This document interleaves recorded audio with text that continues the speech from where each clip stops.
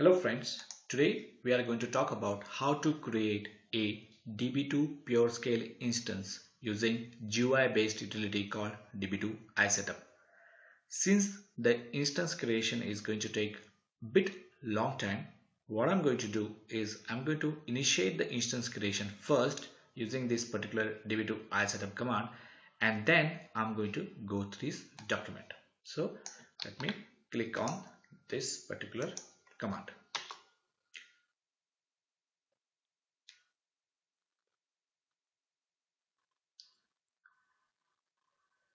Let's wait. Yeah, click on next. Name the response file. That file already exists as part of the installation. Click on create a Db2 instance.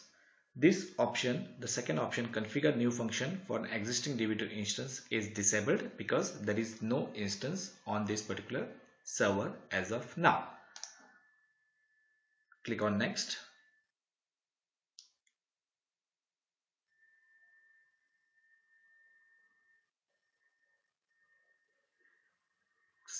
Either you can create a new user or you can use existing user.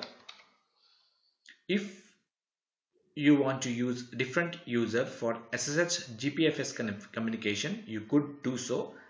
If you don't specify anything, the instance owner is going to be the GPFS SSH communication user. This option is right now disabled, so I have to first click on it, then I can enter here, but I'm going to leave that as a DB2 only. So DB2 will be used as a SSH user for GPFS communication. Click on next. Again, the fenced user, you should ideally use different user than the instance owner, but since this is a demo or a lab, we can use the same user, which is the instance owner, which is nothing but DB2P. Click on continue. This is a little warning that fenced user should be different from the instance owner. We ignore that warning because this is a lab, as I said earlier. This is the shared disk, or this is the GPFS file system that DB2 is going to create for us. So this particular disk is a shared disk which is connected to both of the nodes. This is the tiebreaker disk. So I'm going to specify dev.sde. This particular DB1 is the one which I'm running the setup from, and hence this particular server is selected. I'm going to select the second server, which is going to be part of our pureScale instance. It's going to take few seconds, not minutes, few seconds. So let's wait. It's going to do some internal validation, which we will see at a later point in time. Right now, what DB2 has done is it has selected one host or one server as a member and another server as a cluster caching facility as a CF. What we would like to do is we would like to set up DB1 and DB2 as members, DB1 and DB2 as CF. So both of these hosts will act as a CF as well as member, CF as well as member. So click on advanced, click on manually assign cluster caching facility. Click on DB1, change this. So I'm setting DB1 as CF as well as member. CF as well as member. Click here, select DB2, again CF and member. Click on OK. So now both of these hosts are CF and member. DB1 acts as a CF as well as member. DB2 acts as a CF as well as member. One of them will be primary caching facility, another one will be secondary caching facility. Now click on next. This is the interconnect name. Now we can't click on next because it basically is requesting us to verify the prerequisites. So let's do that. So right now it is verifying the prerequisites. It's verifying the adapter test, SSH communication, ITCO, free space, disk info, user info, and ping test and etc host. And in my case, all the tests are passed. So if not, then we would get either cross mark or some kind of warning here. So for me, there are no warning, which means I can click on next. this is the review. If something is wrong, we can always go back and correct this. So dev.sde. Okay, I think what I should have done is here. I don't want this as a default, so I'm going to give my name. I don't like this as a default. By default, it has chosen the current date, which is 28th of October. I do not want this. I want it to be data. So I like to rename that as a data. So let me do that. Let me do that. Let me. Okay, so it's all done. So yeah, so now it has said the mount point is db2sd data, the tiebreaker disk is dev.sde, the cluster file system, which is gpfs file system, is dev.sde, the instance name is db2p, owner is db2p, and the fancy user is also db2p. The two caching facilities CFs are db1 and db2. db1 becomes primary CF, db2 becomes secondary CF. We have two members, db1 and db2, and these are the cluster interconnect names, while this is the response file.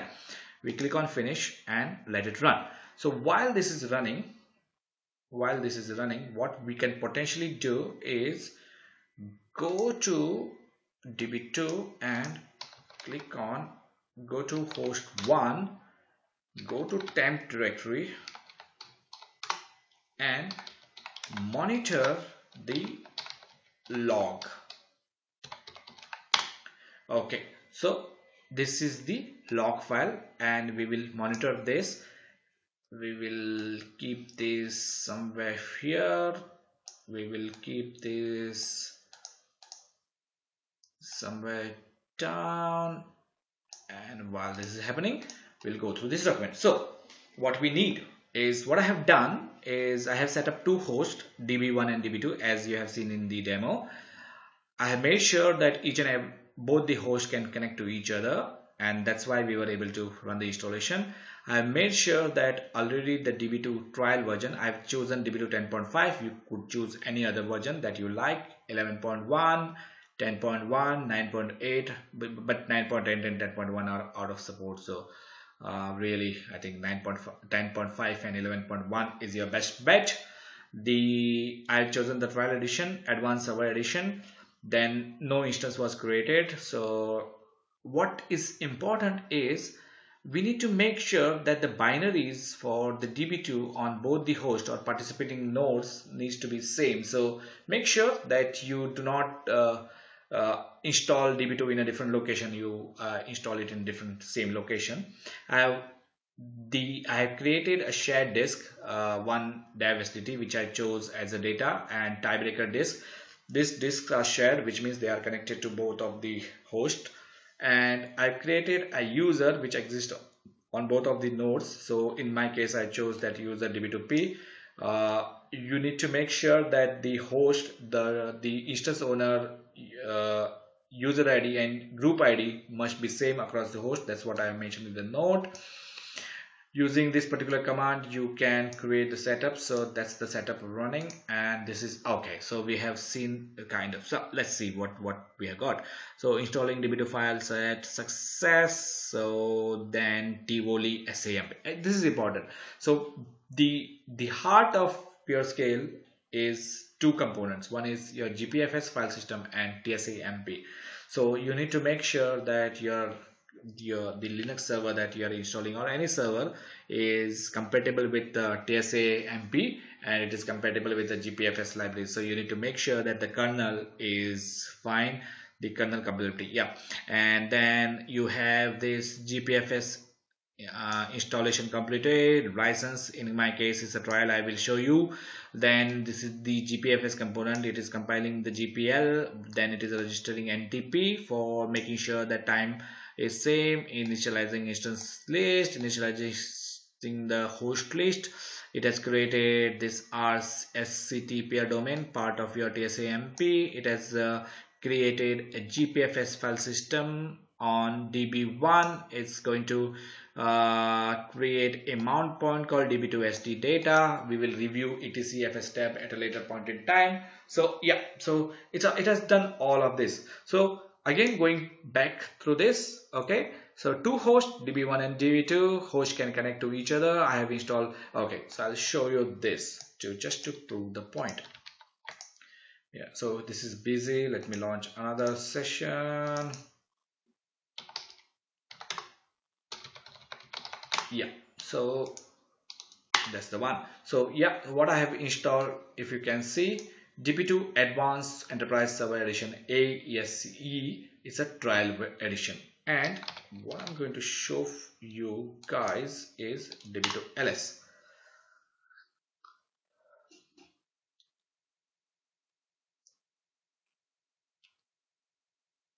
Yeah, so 10.5 fixed spec 5 under this particular path on host db1. So what I'm going to do is I'm going to go to host 2, ssh to host 2, and I'm going to run the same command. Yeah, again I've installed the same 10.5. Okay, it's I've installed it on 24th. Okay, it's going to get expired on 24th, so 2 days before I installed it on this machine. Now what I'm going to do for you is db2 ls. So the point that I wanted to make is the install path on both the machines is same, so that is one thing that you need to take care of. So yeah, so if you see, the install path is exactly same on db1 and db2, and it's the same product 10.5 fixed spec 5. So I've installed 10.5 fixed spec 5. That's what I have done. So let's see what it is doing. Yeah, so let's see the log file. Okay, so it has gone a little bit ahead. So okay, so it has, okay, so first it created a peer domain on db1. Now it has created the peer domain on db2. First it has created a cluster gpfs file system on db1 and mounted this particular point, and now it has done the same of gpfs on db2. It doesn't have to create it again because the gpfs file system is already created. It's just going to extend it on host db2 and it's going to mount it over there as well. So while it is doing that, let's do this. So we are on back on host 1. Let's actually take a look at fs10. Okay, so we have a gpfs file system created here. Go to db2 quickly and run the same command to take a look. Okay, so it's already mounted here as well. Let's see in the messages. Okay, so it did it. I should have been quick. I was not that quick. So yeah, so it has done this as well. So the db2, the gpfs file system is mounted on node 1 or db1 as well as on db2 because I did ssh. So right now on db2 also it has mounted this particular file system. So I think we should be quick enough. This should finish quickly, but let's wait. I hope you guys are getting through. So the most important part is this particular thing. You need to be careful about the installation. You need to be careful about the instance owner, and one more thing. Okay, do review the requirements. I mean, which kernel is TSA-MP? Can you install TSA-MP on that? Can you install GPFS? Can you compile GPFS libraries? So you make sure that everything works, and only when you get the TSA-MP working and GPFS working, that's when that particular machine is certified for pureScale. Not all variations of Linux. So Red Hat Linux 6.6, that's not supported. 7.0, I'm not sure, but 7.1, yes, it is supported, but 6.5 is supported, 6.7 is supported, but 6.6 is not supported. So do review the requirement. Make sure your Linux variation is compatible with TSA-MP and the kernel. At the same time, it will take bit of a time. Shared disk, you make sure that the shared disks are connected. You can use multiple of options. You can use SCSI devices, ISI, LSS, CSI command and IS initiated and target. You can use that, or you can use any other mechanism. Point is, the shared disk needs to be available on both the machines, and you do not create a file system for those shared disks. You need to, they should be raw. the db2 is going to create this gpfs file system as part of this installation. It has already done this, and that what we could see here. Another, yeah, it has moved a little bit ahead, and it has given us a warning here. Take a look at this warning. It has identified that we are not using RDMA, so it is going to use TCP IP. And since I do not have the 10 gig network, that's what I'm going to do. I don't have the 10 gig network. I'm going to set this particular parameter, the registry variable, on both the host to allow the slow network. The reason of this is you really need a 10 gig TCP IP network adapter, and I do not have it. I'm doing it on my personal laptop, so it's not going to. Now what? Okay, let me exit out of this. Yeah, let me exit. I will keep only 2 sessions open. This is one which is running the instance, and this is where I'm doing the tail for this. And where are we? Yeah, it should finish quickly. Let's give it a minute or so. Have a coffee or tea as you like while this video. I do not want to pause this. I have some problem with my software, recording software. The voice synchronization with the video goes away if I pause the video, so I cannot pause it. Sorry for this. You guys will have to excuse me for this. We'll just give it a minute. The next thing that we are going to do is we are going to review this particular instance list, and we are going to review this particular file.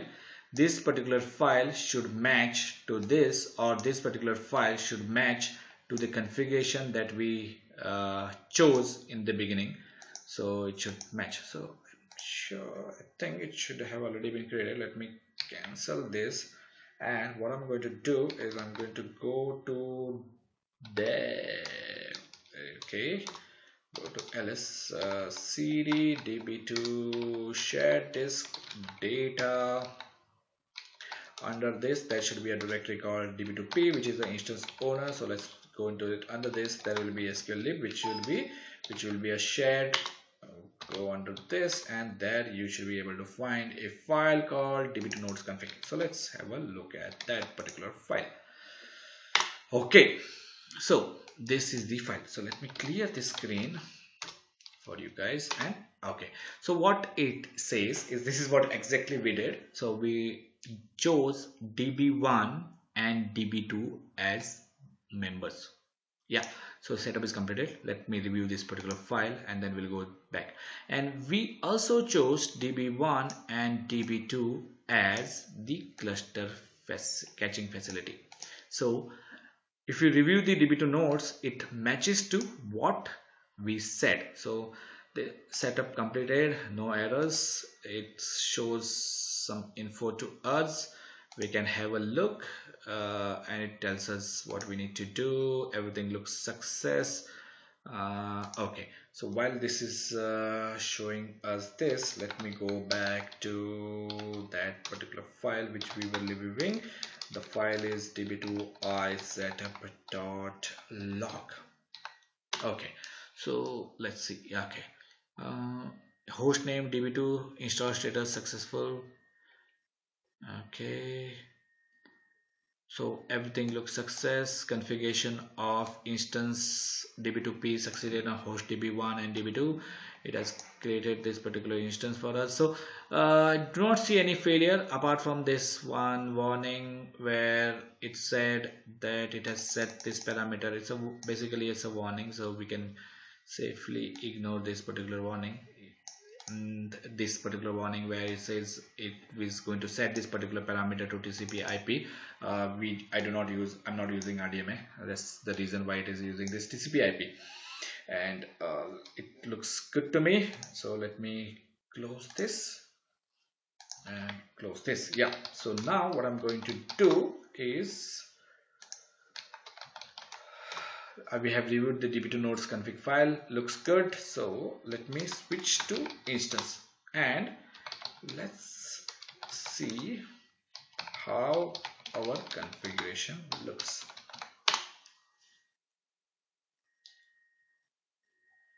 Okay, not very good readable, so I'm going to maximize this, clear it, and fire the same command again. to make it readable. So everything is stopped right now. Again, it is let me actually open.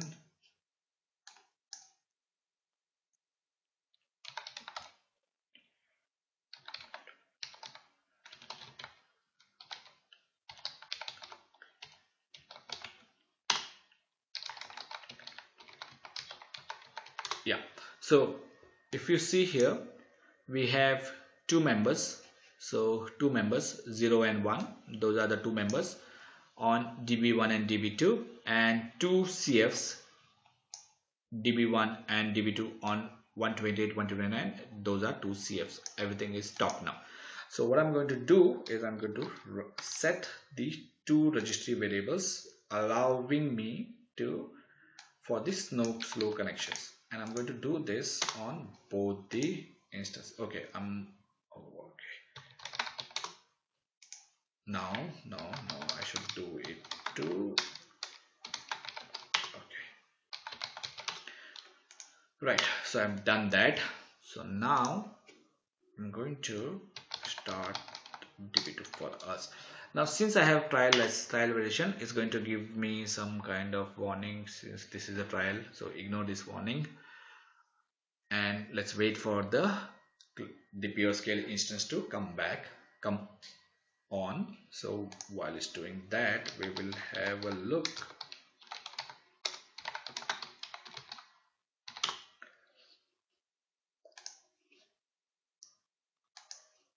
Okay, still okay.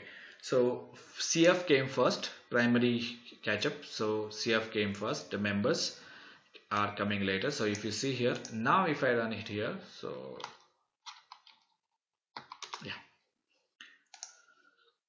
so okay, started. So the two members have started, the CFC started. This is in primary and this CF is in catch up mode right now.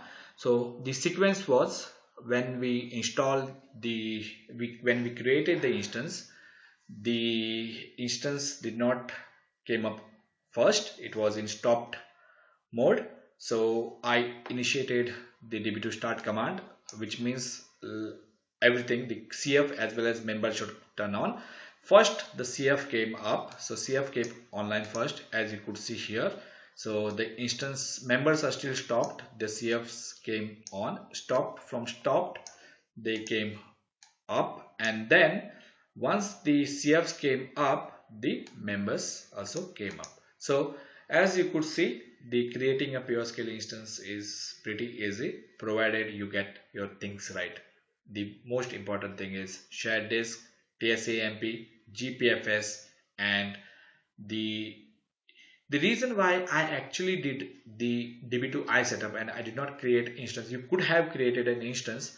So while installing the software, we could create an instance, but it will take long time for installation because it needs to install the software on host 1 and host 2. So it will take some time, first install and then create instance. So I made sure that the installation is already done. So but potentially if you are confident that everything is going to work, install the software and create the instance in one go, you should be fine.